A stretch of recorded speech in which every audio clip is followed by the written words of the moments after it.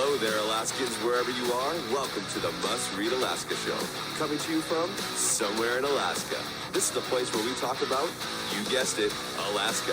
Where we keep the mainstream media on their toes and where we are standing up for what's right in a world run by leftists. You can find out more by heading over to mustreadalaska.com and also checking out the Must Read Alaska YouTube channel for some really great content. But first, let's get this party started. We want to thank our show sponsor, the University of Alaska. You can check them out at empower.alaska.edu. Thank you so much for the University of Alaska for sponsoring the Must Read Alaska Show. Welcome, everybody, to the Must Read Alaska Show. I'm your host, John Quick, coming to you live from somewhere in Alaska. And I am actually in the beautiful metropolis of Homer, Alaska today, one of my favorite cities. I am looking over Ketchimek Bay. And this view, it doesn't get much better than this, folks. I want to thank everybody who listens, watches, and reads Must Read Alaska. We do this to give you a conservative slice of the news here in Alaska. And if you want to help keep the lights on here at Must Read Alaska, all you got to do is go to mustreadalaska.com. On the right-hand side there's a little donate button. $5, $10, $100. Every little penny helps keep the lights on here. And if you already do that, we want to thank you for doing that. That's very amazing of you to help contribute to Must Read Alaska. Without further ado, we have a very special guest today, former mayor of the city of Fairbanks, former city council member of the city of Fairbanks. Welcome to the Must Read Alaska Show, former mayor Jim Matherly. Well, John, your name sounds too much like John Wick, and I just and I love the John Wick movies. So I have a soft place in my heart for you and Must Read Alaska. Well, man, I wish I was about as cool as that. I'll take that compliment any day of the week. So, Jim, you were on the city council and or mayor for over 10 years in the city of Fairbanks. Talk to me about some of your kind of most favorite accomplishments or moments. You got to have a handful of them, is my guess. You know, I do. And first of all, thanks, John, for having me on the show. And I've read and listened to, Must Read for a long time. And yeah, do support them, folks, if you're listening. We need all sides of political discourse. And that's what MSR does. MRA, excuse me. There we go. I don't know what I'm thinking of, the Midnight Sun Run here in Fairbanks. Anyway, yeah, I was elected in 2010 and I served all the way to 2022. And it's 12 of the best years of my life. And while I was on the city council, I learned a lot, union contracts, road upgrades. Some of the things I thought we accomplished good when I was on the council had to do with the homeless population, the opioid crisis. And then when I ended up getting elected mayor in 2016, I took it to another level. Opioids they infect a few of my family members, and that's a pretty public message I give up here.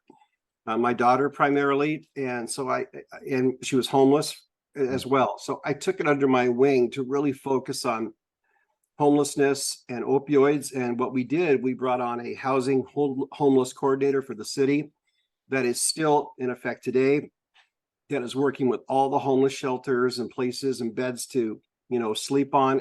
And that's going full speed. It's too bad we have to have that, but I'm glad we do. And then I was on the governor's opioid task force, brought the message to Fairbanks all the time about, opioids are an Alaskan issue and how drugs are tearing apart families, and not just here, but out in the villages and the big cities. It reaches everything.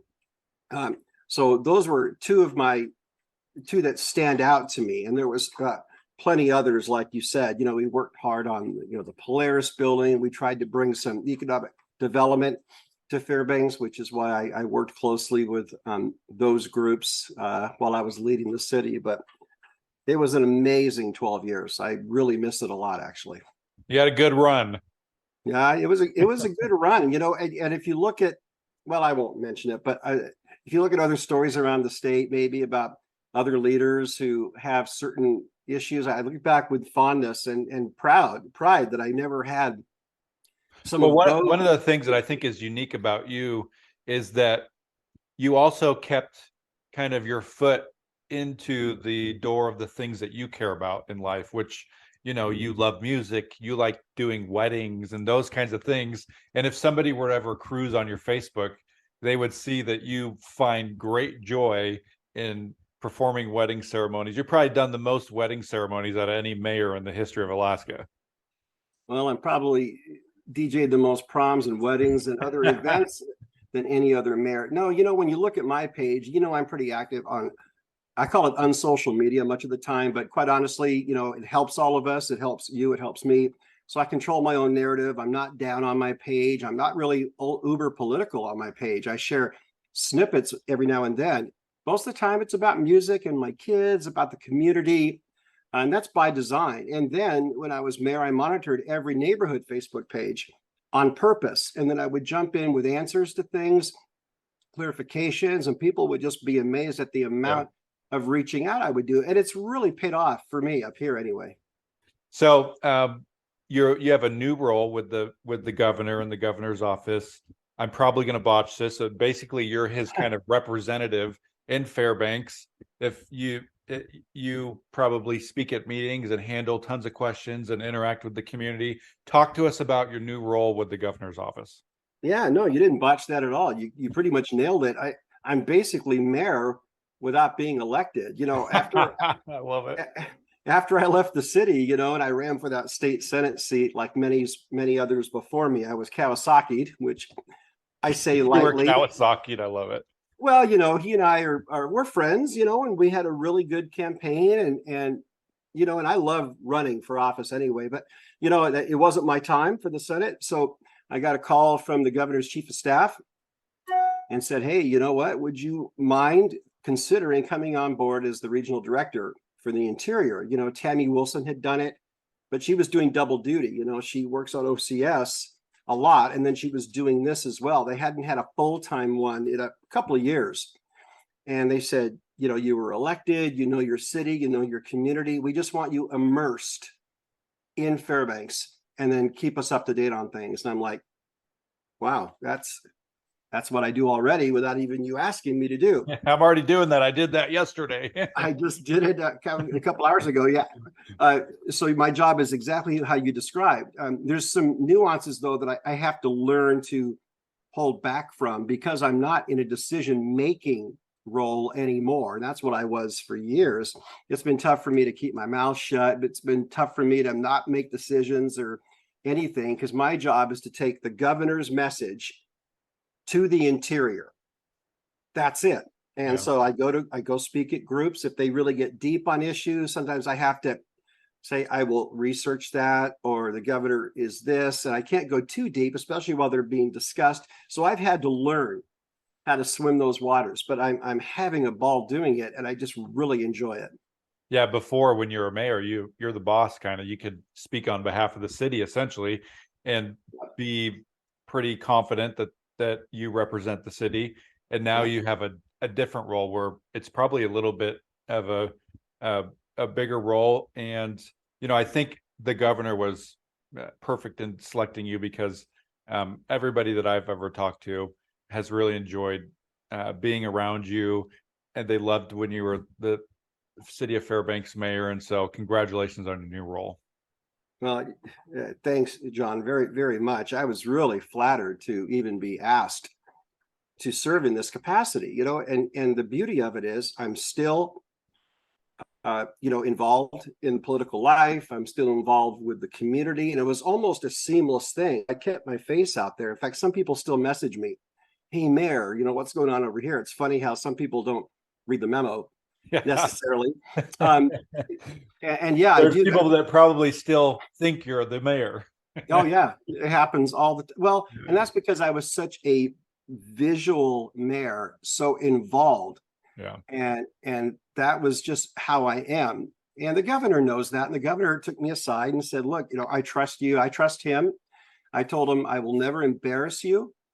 I don't want to talk out of turn. I want to do the right thing for you and your message and for your administration. It's really important to me that I represent well. I represented the city to the best of my ability. And if people didn't like me or disagreed with me, it was political. It was never personal. And that's fine by me because not everyone's going to agree with me politically. Yeah. And so I'm doing the same thing representing Governor Dunleavy and his administration and Lieutenant Governor Dahlstrom, who's tremendous. And she's a very active, involved lieutenant governor, which I think is great. So tell us about some of the things that are important to not only just people in Fairbanks, but the interior now that you represent. What are you hearing on the street? What are the things that are really important to these folks? 30 years from now, I think local elected officials will hear much of the same concerns. Like I think 20 years from now on a national level, we'll always hear about, the Middle East and all these other things that never seem to go away. In the interior, it's the price of fuel, it's the price of, heating your home, it's the price of gas, electricity. Those are big things. There's some microscopes under education right now in schools, and those kind of stories, as you know, John, ebb and flow with time. Things kind of ramp up and then they get addressed and they kind of ramp down a little bit. So you're seeing that. Opioids and homelessness are still on the radar of many people up here in Fairbanks.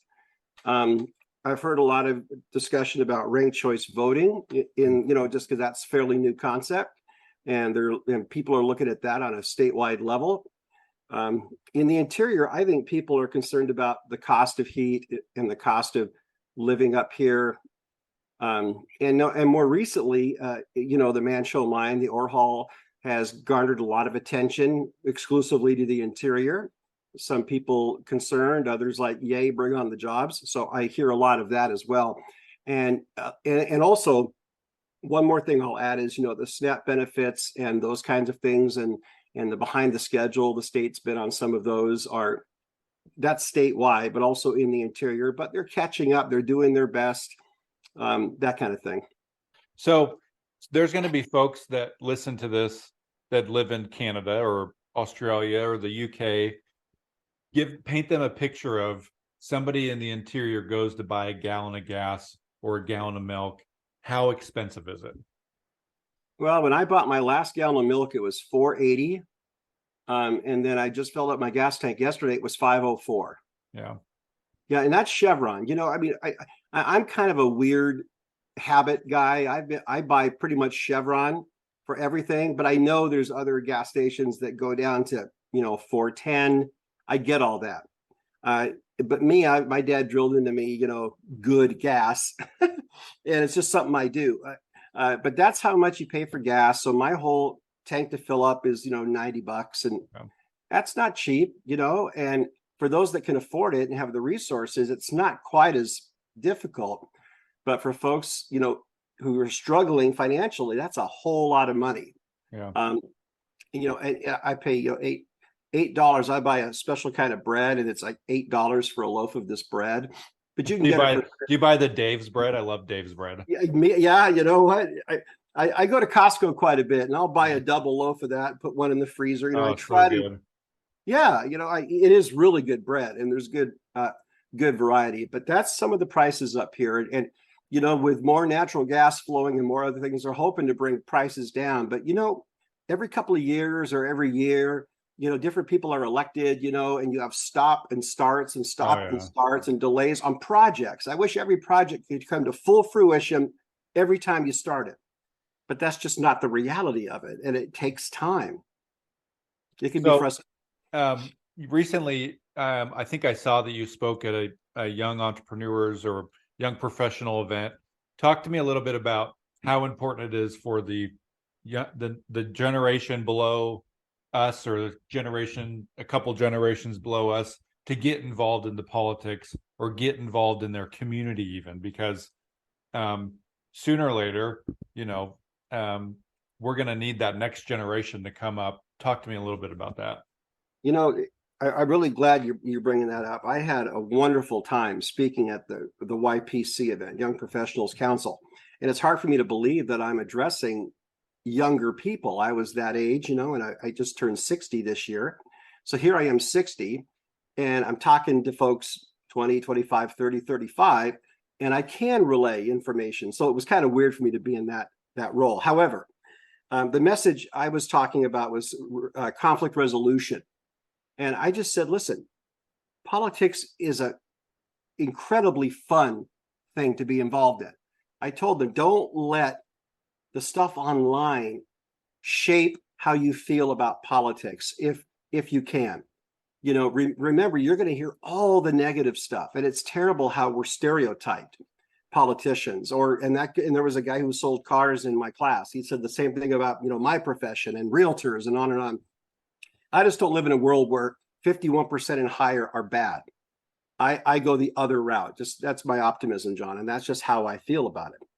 So I talked about conflict resolution, sitting down, talking to people face to face. And I told them, we need you to be the next voices for our community. And the message I gave to them more than any other, I said, if you think of politics as a rubber band, and you've got way over here on the right that are off the charts, and you have way over here on the left that are off the charts, there's plenty on both ends. And all they do is stretch that rubber band, and they never talk. Either you got to come together and ease the tension on that rubber band, or it's going to snap. I told them, I said, more people, the majority of people in the country and here in Alaska and in Fairbanks dwell near the middle. And really radical people don't make good elected officials because they just are so singular in their vision. And you got to open up your blinders. You just don't have a choice, John. Nothing gets done if you're either way over here or way over there. And they just throw rocks. And those of us near the middle, whether you're right or left, we just dodge those rocks. And I saw a lot of nodding heads in the group. And I said, listen, a lot of people don't agree with me politically, but you can come talk to me. But if you shut me down or you get angry with me, and here's one example I gave really quick. I said, if John came to me and said, Mayor, when I was mayor, I said, Mayor, do these 5 things, and I would really appreciate these 5 things. And I said, listen, I can't do all 5. How about 3 of them? No. It's got to be all 5, or you're going to get recalled, and I hate you. And it's got to be done exactly every 5-1. Has it got to be done exactly how I want? Listen, all or nothing. All or nothing is killing political discourse. Yeah. All or nothing. We got to get away from that and look for ways to work on those 2 or 3 things that you want, and then work on me for the other 2 later. Anyway, that was my message to this group. So do you think it's possible to do that, but then stay true to your convictions on kind of, because I think that's where I think it's hard for folks to process is, well, if I give in, I'm going to be compromising who I am. My guess is that you've been able to do that over the years and still stay true to who you are as a person. You got to be pliable. And if you're going to make decisions for the mass, if you're making a decision for just yourself, you can be true to everything to the nth degree and not budge. But once you're leading a city, or in Governor Dunleavy's case, a state, I'm not going to speak on his behalf, but for me, I had to look at it and be a little pliable. I could not be totally immovable in everything I was thinking. If you're totally immovable in every way, you're going to have a really hard time getting work done. Yeah. Right. So I was able to stay close to my convictions. Like, here's an example. I voted no on cannabis, and I know the cannabis dealers up here. I told them, I said, I'm going to vote no. And I lost that one, and I'm fine with that. So I worked with them, and they worked with me, and I visited their stores, and I was real polite. And, they're good business people, and I've come to respect a lot of them, but I still voted no. But I had to change my mode of thinking, at least when I'm working with them. If I ignored them or didn't, think they were valuable, then it would not have been a good relationship. Yeah. And I think another prime example of that for a lot of folks in Alaska is a lot of people voted against ranked choice voting.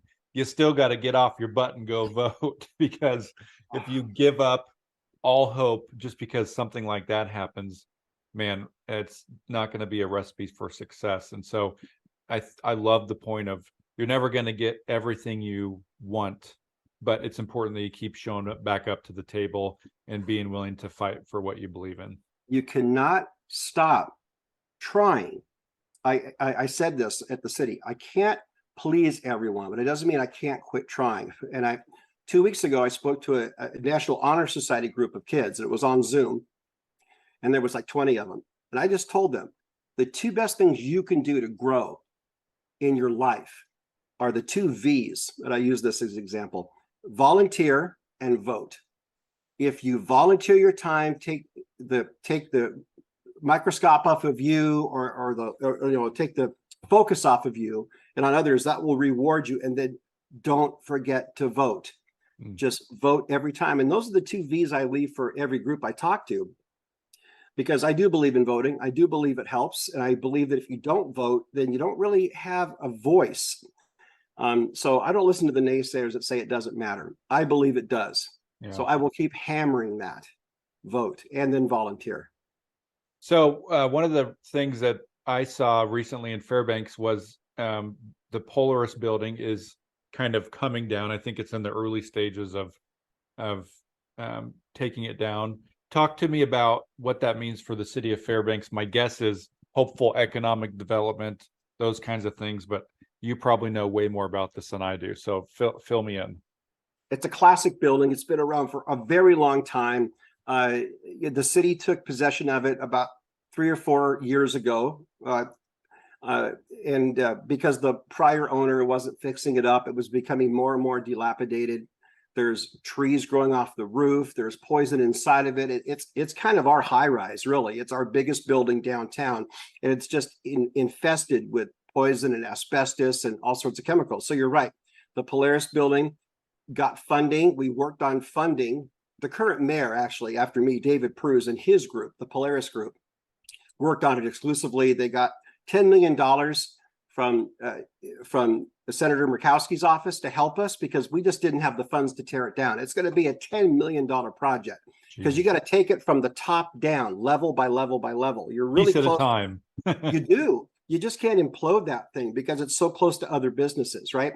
So 2 weeks ago, I went over there for kind of the ceremonial breaking of it, because there's a small annex on the back of the main building. And that's coming down first. In fact, it's coming down now. So I hit it with a sledgehammer, kind of a ceremonial fun thing. And then the main takedown is going to be starting in the fall, September timeframe, take about 4 months. Now, when I was at the city, my goal was to always take it down, sell it to the private sector, and let them develop it.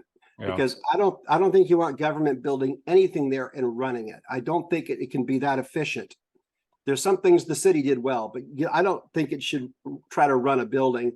And so that was the plan. It'll be up to the new mayor, though, and the council to figure out what to do with it after it becomes raw land. That's some prime time real estate, though, right? I mean, that's right in the hustle and bustle of Fairbanks. It's the heart of downtown. The Polaris was the hub of everything for a very long time. Now, there's been some speculation about, a meeting like a little Denina Center Jr. going in there from Anchorage, but again, we've had a COVID outbreak since then. We've had a pandemic. We've had up and down, economic things. So I don't know what's going to happen, but it's going to be better to have it cleared and empty for now. And then the city should put it up for auction or sale and let someone develop it their own way. I like that. So what, my next question to you is this, is you're a mayor that has literally performed tons of weddings. What's some advice that you give folks that you marry? I'm sure that, these young couples, you have some good conversations with them, some candid conversations with them. You're in a position probably different than most mayors in the whole state, where you're getting to speak into people's lives who are at a crossroads in their lives in a good way, getting married, and they're looking to the guy that's marrying them for maybe some advice. What's some advice that you give folks that's tried and true, as you're, sending folks off to experience a great married life? It's going to be a cliche answer, but that's what I'm going to give you. Just for the sake of knowing my numbers, I've done this for 40 years now in Fairbanks. It's my 40th year DJing gigs. I've done over 3,500 weddings and receptions. Wow. And then I've done individual, just quick officiatings hundreds of times. And I always add my little flair to it. I say, just don't forget to laugh together. Laugh every day, laugh at each other, doesn't matter, laugh with each other, don't go to bed mad, and because you're not going to eliminate problems, but instead of a level 8 problems, just try to bring it down to a 2 if you can, because you can't eliminate everything, but just remember to laugh all the time, kiss every day, at least once, say good morning, say hello, and don't go to bed angry. And I kind of use those as a little guiding principle, I also think God's love will help you get through anything. And I think couples should pray together and attend church together. Those are my beliefs, of course. A lot of people aren't built that way. That's fine. Just at least laughing is universal, so everyone can agree on. Everybody can agree on that one. Watch some Seinfeld and just laugh together and treat each other as good friends and your most important person in your life. And that's kind of what I tell people. And I love doing it. It's a lot of fun for me. That's awesome. So 20 minutes has gone by in a flash. Any last minute thoughts before we head off here? We live in the greatest state, in the greatest country in the world. And don't let the online people tell you any differently. America as a whole, I'll just leave you with this. I learned this a long time ago. People knock America a lot, John. I say, look, America's made mistakes, but America itself is not a mistake. The way it was founded, the way it was presented, we're a very young country. We're a very young state. Let's just keep working together and not fight about it. Let's sit down in the same room, talk it out. Don't be on opposite ends so far that nothing gets done. Unless we come together and talk, nothing gets accomplished. So let's make friends the way little toddlers do. Let's just instantly get along and work together for the same goal. I love it. Well, thank you so much for joining us, former Mayor Jim Matherly. I really, really appreciate it. We wish you nothing but success. You are the perfect guy for the job up there in Fairbanks. We also want to thank our show sponsor, the University of Alaska. You can go check them out at empower.alaska.edu for more information. Thank you so much, University of Alaska, for sponsoring the Must Read Alaska show. We really, really appreciate it. And until next time, I'm John Quick from somewhere in Alaska. Thank you. Thanks, Jim. Thanks.